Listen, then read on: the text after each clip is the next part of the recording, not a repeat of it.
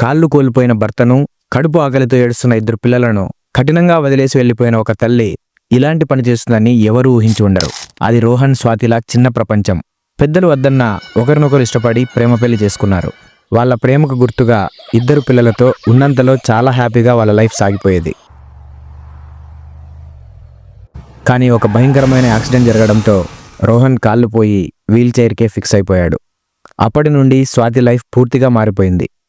భర్తకు సేవ, పిల్లల బాధ్యత, ఇంటి ఖర్చులు అన్నీ తన మీదే పడ్డాయి.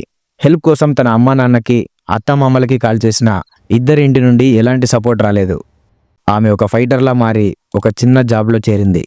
ఆఫీసులో తన మేనేజర్ కార్తీక్ చాలా సపోర్టివ్గా ఉంటూ కావలసినప్పుడల్లా భర్త మెడిసిన్కు డబ్బిచ్చేవాడు.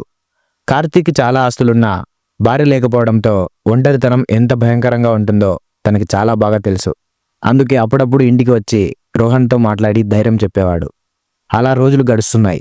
ఒకరోజు రాత్రి పిల్లలు ఆకలితో అమ్మ కోసం వెయిట్ చేస్తున్నారు. రోహన్కి మెడిసిన్స్ టైం అయింది. ఇప్పుడే బయటికి వెళ్ళి మెడిసిన్స్ అని తినడానికి ఫుడ్ తీసుకొని వస్తాను అని చెప్పి వెళ్ళిన స్వాతి తిరిగి రాలేదు. ఆమె ఫోన్ స్విచ్ ఆఫ్. విషయం తెలిసి రోహన్ పేరెంట్స్ పరిగెత్తుకుంటూ వచ్చి మనవల్ని, కొడుకుని ఆ పరిస్థితుల్లో చూసి కన్నీళ్లు పెట్టుకున్నారు. ఆ రోజు నుండి వాళ్లే రోహన్కి అండగా నిలిచారు. స్వాతి గురించి ఎన్ని మాటలన్నా రోహన్ ఒక్క మాట కూడా నమ్మలేదు. నా స్వాతి అలాంటిది కాదు. తను ఎలాంటి రాంగ్ స్టెప్ వేయదు.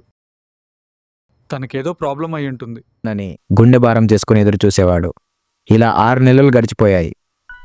ఒకరోజు రోహన్ తమ్ముడు వేరే సిటీలోని ఒక షాపింగ్ మాల్ నుండి ఫోన్ చేశాడు. అన్నయ్య, ఇక్కడ వదిన ఎవరో వ్యక్తితో నవ్వుతూ షాపింగ్ చేస్తోంది. లేదురా, నువ్వు కన్ఫ్యూజ్ అవుతున్నావు. అది స్వాతి కాదు అంటూ వణుకుతున్న గొంతుతో అన్నాడు. ఒక్క నిమిషం అన్నయ్య. ఫోన్ కట్ చేసిన తమ్ముడు వాళ్ళిద్దరూ కలిసి ఉన్న ఒక ఫోటో తీసి రోహన్కి వాట్సాప్ చేశాడు. వణుకుతున్న చేతులతో రోహన్ ఆ ఫోటో ఓపెన్ చేశాడు. ఆ ఫోటోలో స్వాతితో ఉన్నది మరెవరో కాదు, తనకు సపోర్ట్గా నిలిచిన ఆమె మేనేజర్ కార్తీక్.